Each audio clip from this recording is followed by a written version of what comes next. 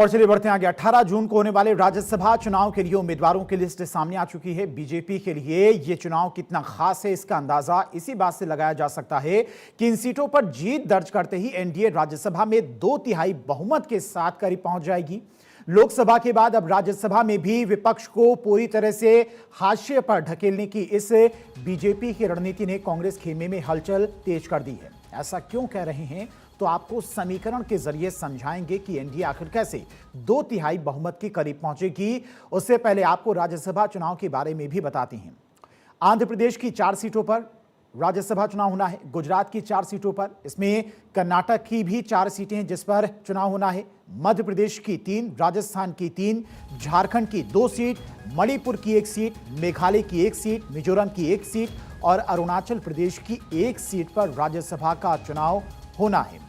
जिन 10 राज्यों में चुनाव होने हैं वहां पर एनडीए इस बार अपने दबदबे के लिए तैयार नजर आ रही है। बीजेपी और उसके सहयोगियों की स्थिति इतनी मजबूत है कि इन राज्यों में आने वाले नतीजे सीधे उच्च सदन में सत्ता के संतुलन को प्रभावित कर सकती हैं। और ऐसे में यह चुनाव केवल सीटों की लड़ाई नहीं बल्कि राजनीतिक और रणनीति और भविष्य के शक्ति समीकरण की कसौटी भी बन गया है।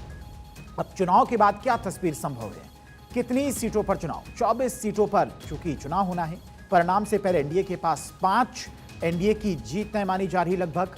वहीं एनडीए को फायदा कितना हो सकता है? 10 से 12 सीटों का फायदा हो सकता है। एनडीए की 16 से 17 सीटों पर जीत तय मानी जा रही है।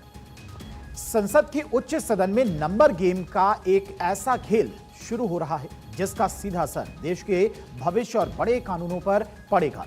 एनडीए का पलड़ा भारी नहीं बल्कि बेहद भारी पड़ता दिख रहा है, लेकिन यह भारी पलड़ा सीटों के किस आंकड़े तक पहुंचेगा तो चलिए वो भी आपको समझाते हैं, जिससे पता चलेगा कि आखिर बीजेपी के नेतृत्व वाला ये गठबंधन 2/3 बहुमत के उस ऐतिहासिक मुकाम के बेहद करीब पहुंचने वाला है जहां से संविधान संशोधन जैसे बड़े फैसले भी बेहद आसानी से हो जाएंगे। किसकी कितनी ताकत बढ़ने की संभावना है वो आपको समझाते हैं। अब चुनाव से पहले 148 सांसद, चुनाव से पहले विपक्ष के पास में करीब 97 सांसद हैं और बीजेपी के पास में 148 सांसद हैं। वहीं 11 से 12 सीटें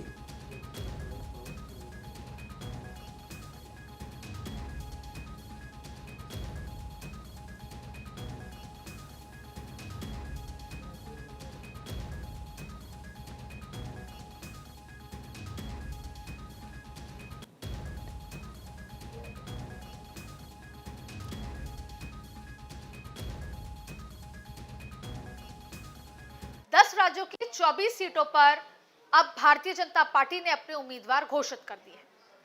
अभी तक एनडीए के पास इन 24 सीटों में 5 राज्यसभा सांसद हैं और इस चुनाव के बाद इन सांसदों की संख्या बढ़कर 11 से 12 हो जाएगी। इसका मतलब है कि एनडीए राज्यसभा में 2/3 बहुमत के केवल 5 से 6 सांसद ही दूर रहेगी। 2014 से लेकर अब तक ये एनडीए की बड़ी उपलब्धियों में से एक होगा। और ये बात सिर्फ आंकड़ों की नहीं है, आंकड़ों के साथ साथ 2027 में होने वाले 7 राज्यों में चुनाव और 2029 ये तमाम चीजों में इन राज्यसभा सांसदों की बड़ी भूमिका रहने वाली है जातीय समीकरण में। इसीलिए भारतीय जनता पार्टी ने एक एक प्रत्याशी जातीय समीकरण के लिहाज से चयनित किया है और ये चुनाव भारतीय जनता पार्टी के लिए बेहद महत्वपूर्ण चुनाव संसद में भी रहने वाले हैं और आने वाले चुनाव और 2029 तक की तैयारी के लिहाज से भी महत्वपूर्ण रहने वाले हैं। अब आपके मन में यह सवाल उठ रहा होगा कि आखिर वे कौन से राज्य हैं जहां पर बीजेपी और एनडीए सबसे मजबूत स्थिति में नजर आ रही है और राज्यसभा चुनाव में बढ़त हासिल कर सकते हैं। राजनीतिक गणित और विधानसभा में संख्या बल और मौजूदा समीकरणों को देखें तो कई राज्यों में बीजेपी की राह अपेक्षाकृत आसान दिखाई दे रही है।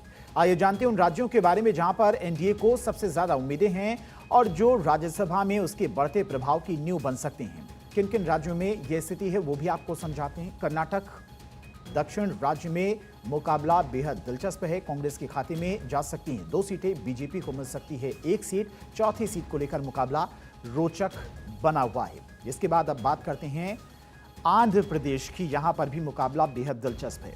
मजबूत स्थिति में एनडीए है। एनडीए के पास में कुल 164 विधायक हैं। सभी 4 सीटों पर जीत तय मानी जा रही है। अब बात करते हैं गुजरात की। गुजरात में बीजेपी को सभी सीटें जीतने की उम्मीदें हैं। 182 सदस्यीय विधानसभा में बीजेपी के पास में 161 एमएलए, संख्या बल के आधार पर बीजेपी चारों सीटों पर जीत दर्ज कर सकती है। अब बात राजस्थान की। राजस्थान में मजबूत स्थिति में है बीजेपी। 3 में से 2 सीटों पर जीत संभव है और 1 सीट कांग्रेस के खाते में जा सकती है।